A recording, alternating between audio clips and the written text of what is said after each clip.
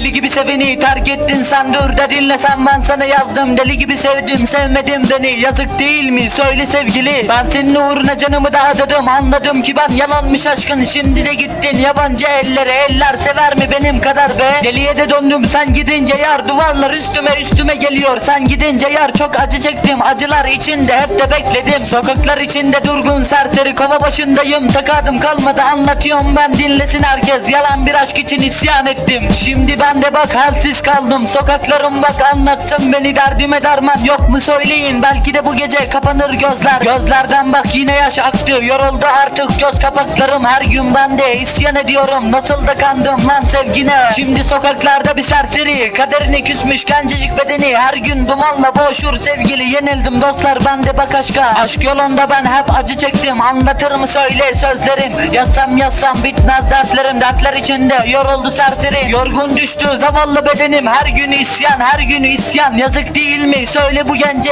Esrarı çektim bu gece de bedene, seni düşünür bak zavallı serseri. Serseri kalbi bekler eceli, bıktım ben de yalan hayattan. Hayatta kalmadı senden sonra, sensiz kaldı zavallı gönlüm. Çalsın artık Azrail kapımı, yoruldum artık seni sevmekten. Sevmek sevilmemek demekse, senden sonra sevmem ben de. Yeminimi bozamam, almam kalbime, ben sana benzemem anla sevgili. Dönmesen geri almam kalbime, kapattım artık ben de kalbimi. Aşk mı hayır bir daha sevmem, mutlu musun sen söyle sevgili. Sevdim evet sevdim ben seni, elleri seçtim beni terk ettin. Ellerde belki mutlu olursun, artık geriye de dönme sevgili. Kapattım artık ben de kalbimi.